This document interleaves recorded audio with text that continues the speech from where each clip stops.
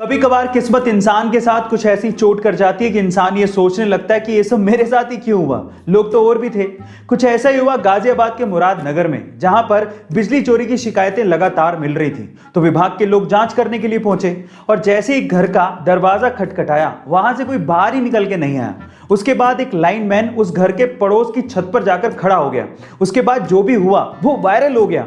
उस घर की छत से एक आदमी रेंगता हुआ निकल कर आया और बिजली की कुंडी को काटने की कोशिश करने लगा, लेकिन उसी टाइम लाइनमैन ने कहा धप्पा, बेचारा पकड़ा गया। खैर, जो किया है उसको भुगतना तो पड़ेगा ही। गाइस, आपको ये इंसिडेंट देखकर कैसा लगा कमेंट सेक्शन में जरूर लिखिएगा। गाइस, क्या आपने कभी गौर किया है कि बहुत सी ऐसी कंपनियां होती हैं जो आपको अपना बेस प्रोडक्ट सस्ते में बेच देती हैं, लेकिन उसकी एक्सेसरीज से वो आपसे मोटा मुनाफा कमा लेती हैं। कैसे? मैं आपको एग्जांपल देता हूं। पहला एग्जांपल है जिलेट का, जिसका अगर आपने रेजर खरीद लिया तो रेजर तो आपको वो सस्ते में बेच देगी, लेकिन रेजर खरीदने के बाद आप उसकी ब्लेड तो चेंज करोगे क्योंकि वो खराब हो जाएगी। तो ब्लेड में जिलेट आपसे अच्छा मुनाफा कमा लेती है। दूसरा एग्जांपल है अमेज़न के किंडल का, जो आपको सस्ते में मिल जाएगा, लेकिन किंडल सस्ते में मिलने से कुछ नहीं होता। उसमें बुक्स पढ़नी है तो आपको पैसा देना पड़ेगा और वहीं से ही अमेज़न किंडल आपसे पैसा कमा लेता है। और तीसरा एग्जांपल है एचपी और कैनन के प्रिंटर्स, जो आपको बहुत अच्छे डिस्काउंट में सस्ते मिल जाएंगे, लेकिन वो मोटा मुनाफा कमाते हैं प्रिंटर की इंक से, क्योंकि आपको प्रिंटर में रिफिल करने के लिए इंक तो चाहिए, तो वहां से वो आपसे अच्छा मुनाफा कमा लेती हैं। गाइस, यही होती है कला,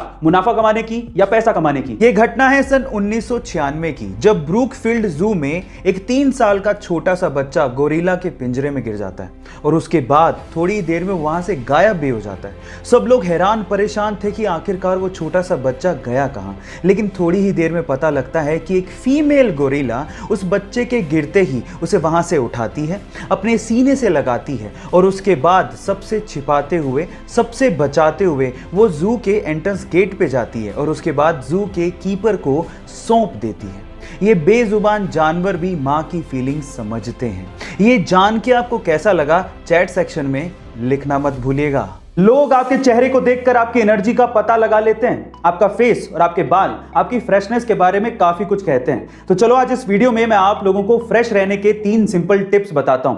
टिप नंबर 1, रात को सोते टाइम कभी भी मुंह के बल नहीं सोना चाहिए। जो लोग मुंह के बल सोते हैं उनके चेहरे पर रिंकल पड़ने के चांसेस उतने ही ज्यादा होते हैं, इसीलिए अपने पीठ के बल सोएं। नंबर 2, अपने चेहरे को कभी भी गर्म पानी से नहीं धोना चाहिए।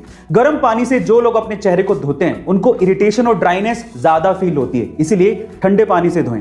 एंड नंबर 3, अपने बालों को डेली नहीं साफ करना चाहिए या फिर डेली नहीं धोना चाहिए। अगर कोई अपने बालों को डेली साफ करता है या धोता है तो उनके स्कैल्प से नेचुरल ऑयल निकल जाता है, जिससे इन फ्यूचर आपको बैड इफेक्ट देखने को मिलेंगे। गाइस, आपको ये टिप्स कैसे लगे कमेंट सेक्शन में जरूर लिखेगा। गाइस, अब जो मैं बताने वाला हूं उस पर यकीन करना थोड़ा मुश्किल है, लेकिन ये सच है। एक ब्रिटिश बिल्ली है जिसका नाम है कोबी, और उसकी पॉपुलैरिटी का अंदाजा भी आप लोग नहीं लगा सकते हो। उसका एक इंस्टाग्राम पे अकाउंट है जिसका नाम है कोबी द कैट, और जानते हो उस पे कितने फॉलोवर्स हैं? उस पे 1.8 मिलियन फॉलोवर्स हैं। जी हां, एक बिल्ली के 1.8 मिलियन फॉलोवर्स हैं। मैं भी देख के हैरान रह गया था। बाय द वे, वो बिल्ली बहुत ही ज्यादा क्यूट है। आप चाहे तो उसको चेक कर सकते हैं। मोबाइल, ये शायद हमारी जरूरत बन गया है, क्योंकि इस डब्बे के बिना शायद हम लोग नहीं रह सकते।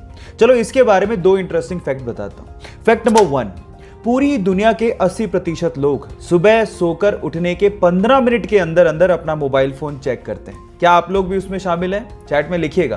फैक्ट नंबर 2, मोबाइल के बिना रहने के डर को नोमोफोबिया कहते हैं। नोमोफोबिया मतलब नो मोबाइल फोन फोबिया, और आज की जनरेशन सबसे ज्यादा इसी फोबिया से ग्रसित है।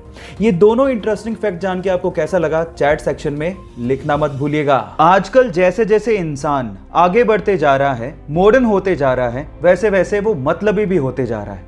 और कुछ ऐसा ही देखने को मिला पेरिस की एक बस में, जहां पर सभी यात्रियों के साथ एक डिसेबल यात्री भी यात्रा कर रहा था, लेकिन उसकी डिसेबिलिटी के बावजूद भी उसको किसी भी यात्री ने सीट ऑफर तक नहीं करी।